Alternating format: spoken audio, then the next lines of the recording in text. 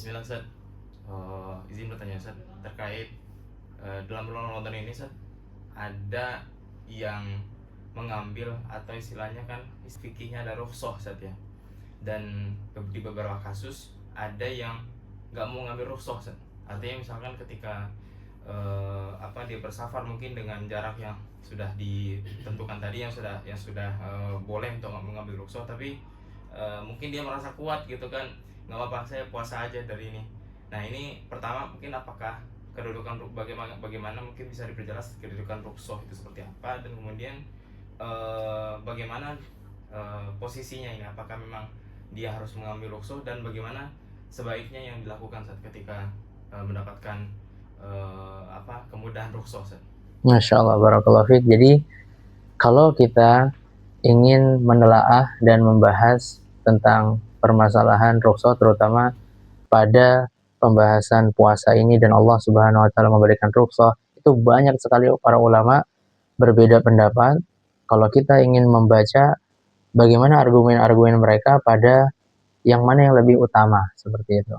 Jadi kita masuk kepada poin ringkasnya, praktisnya. Kalau nanti kita ingin membaca kitab-kitab para ulama, tentu sangat menarik sekali ya, panjang untuk dibahas, dan sangat-sangat menarik, dan perlu seseorang memperbanyak bagaimana melihat pandangan para ulama di situ, sehingga bisa menyesuaikan dengan kondisinya.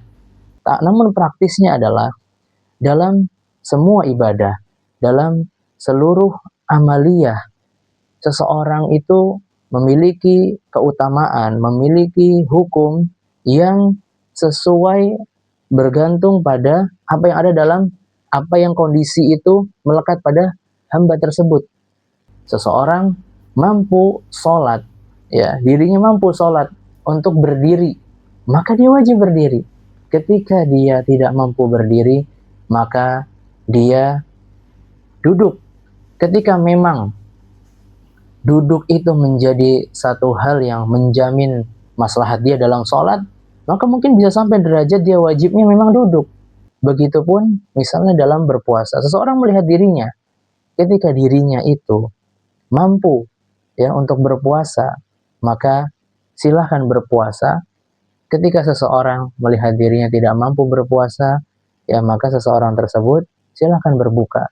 Hal ini yang Nabi SAW prakteknya ya, mengarahkan kepada para sahabat. Bahkan beliau mengatakan laisa minal bir as-siyam fis safar. Jadi bukan atau tidak ada kebaikan berpuasa di kala bersafar.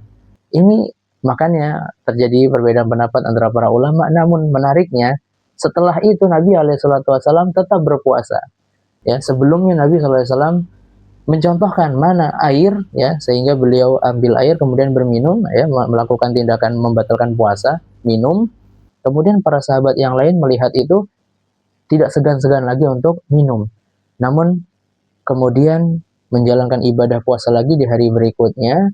Dan ada yang kelelahan lagi, susah lagi untuk berpuasa, Nabi SAW mengatakan laisa minal bir asyam fi safar, tidak ada kebaikan ya ketika berpuasa dalam keadaan bersafar. Namun Nabi SAW dan sebagian sahabat yang lainnya tetap berpuasa. Ya wala ya'ibi as-saim al-muftir, ya wala muftir ala saim, dan tidak ada yang mencela satu sama lain. Artinya disinilah memang perlu melihat kondisi, ya, bagaimana kondisi kita terhadap satu ibadah, penyesuaiannya, prakteknya, itu melihat kondisi yang ada pada diri masing-masing. Karena rukhsah itu Allah Subhanahu wa taala telah berikan yang tidak melekat dan menjadikan ketentuan yang baku, kecuali memang ketentuan baku itu sudah ada, dan bagaimana kita melihat prakteknya ibadahnya dari salaf kita, ya, dari Nabi SAW.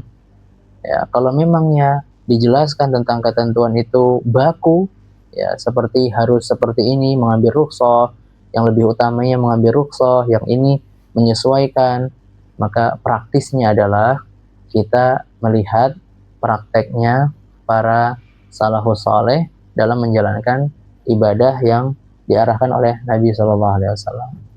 Kalaupun rukhsah itu baku, seperti misalnya sholat untuk dikosor ketika bersafar, ya. Tidak ada permasalahan ketika seseorang sholatnya itu tidak qashar, ya. Mengikut jamaah yang mukim di situ misalnya sholatnya itu jadi tidak qashar, menjadi sempurna. Seperti itu, wallahu a'lam.